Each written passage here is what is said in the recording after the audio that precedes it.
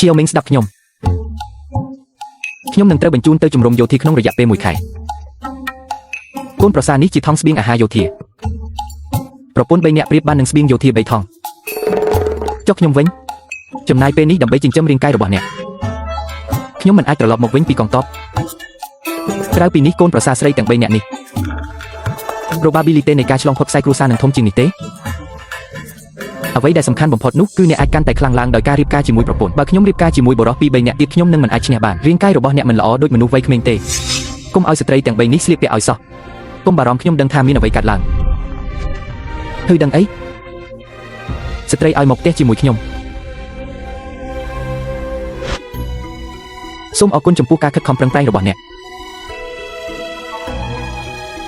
អរគុណប្តី King Lady គឺនៅទីនេះសម្រាប់អ្នកបងស្រីរបស់ខ្ញុំនៅតែនៅក្នុងផ្ទះបាយតោះជួយល្អរងចាំរហូតដល់យប់ក្មេងស្រីមិនអាចរត់ចេញបានទេហេតោះបាញ់ឥឡូវនេះពិភពលោកដ៏ច្របូកច្របល់នេះតើយើងអាចរត់ទៅណាបានហើយប្តីអាចជ្រើសរើសដូច្នេះយើងមានសំណាងណាស់ដែលរស់នៅមួយថ្ងៃទៀតខ្ញុំបានឃើញសៀវភៅជាច្រើននៅក្នុងបន្ទប់របស់ប្តីខ្ញុំគាត់មិនដូចអ្នកដទៃទេឆ្លើយណាស់ចំពោះយើងប្រហែលជាគាត់បានអានសៀវភៅបើយើងចាក់ចេញពីអ្នកភូមិចាប់បានដោយអ្នកដទៃប្រហែលជាអាក្រក់ជាងពេលនេះទៅទៀតបន្ទាប់ពីអាហារពេលល្ងាចសូមយកធុងទឹក2 3ធុងទៀតខ្ញុំស្លាប់យប់នេះសូមប្តីអូស្ត្រី10000យន្តតើអ្នកយល់ថាខ្ញុំសំរុំទេបងស្រីរបស់ប្តីខ្ញុំប្រាប់ថាទឹករួចរាល់ហើយសូមឲ្យខ្ញុំហៅអ្នកមកហេតុអ្វីបានជានាងមិនមកប្រាប់ខ្ញុំឲ្យចាក់ចេញ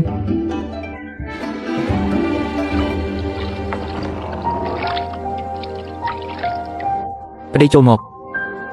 ប្តីបើមិនដូច្នេះទេអ្នកគួរតែចូលទៅដោយខ្លួនឯងតើនេះមានន័យយ៉ាងណា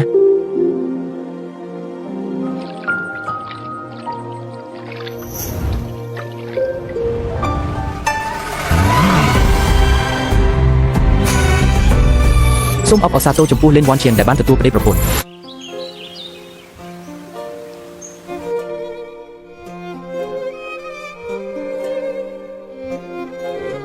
ព្រះគឺគ្មានអំណាច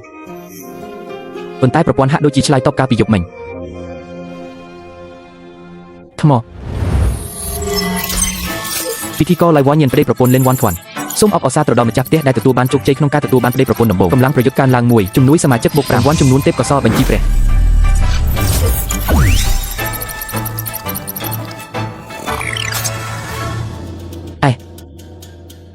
ពិតជាមានធម៌ពលឡើងវិញ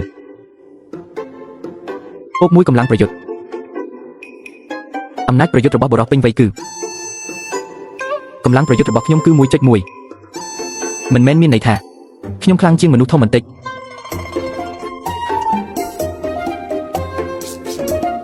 ខ្ញុំមិនដឹងយុទ្ធសាស្ត្រសម្រាប់រឿងនេះទេនឹងដែរប្រពន្ធតើអ្នកឃ្លានទេសម្លាញ់ខ្ញុំនឹងចំអិនឲ្យអ្នក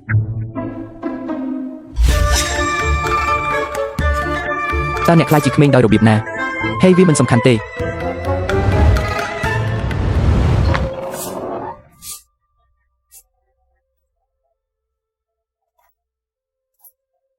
្រជាក់ប្តីឲ្យមិនក៏អូននៅក្មេងបងស្រីហេតុអ្វីអូននៅម្នាក់ឯងបងស្រីរបស់អ្នកកំពុងសម្រាកនៅទីនោះសូមព្យាយាមកុំរំខាននាងនៅថ្ងៃនេះហេតុអ្វីអ្នកនឹងដឹងក្នុងរយៈពេល2 ថ្ងៃខ្ញុំនឹងខ្ចប់ហើយចេញទៅត្រឡប់មកវិញមុនពេលអាហារពេលល្ងាចជូនប្អូនស្រីរបស់អ្នកនៅអាហារថ្ងៃត្រង់របស់ខ្ញុំផងដែរតើបុរសចំណាស់ម្នាក់នេះមានវ័យក្មេងដោយរបៀបណាវាកាន់តែស្រស់ស្អាតវាជារឿងអយុត្តិធម៌ក្នុងការថយក្រោយ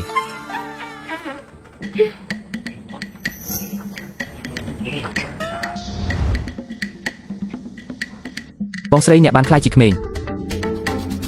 ពួកគេនិយាយថាវាចិញ្ចឹមមនុស្សតើមានផលប៉ះពាល់ដល់ការស្ដារឡើងវិញទេចាប់ផ្ដើមការប្រមាញ់កំណប់ចាប់ផ្ដើមម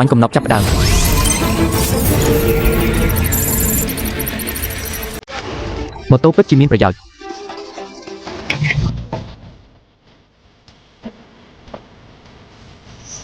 ប្រាក់1ដើម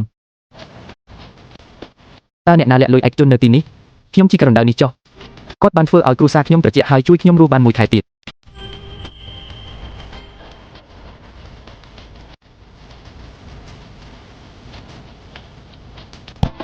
ភាពមេឃ3ជាន់ក៏មិនអីដែរ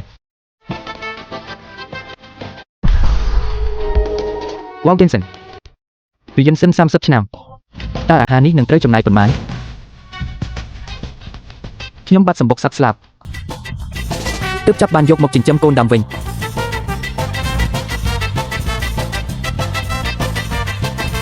អូស្អី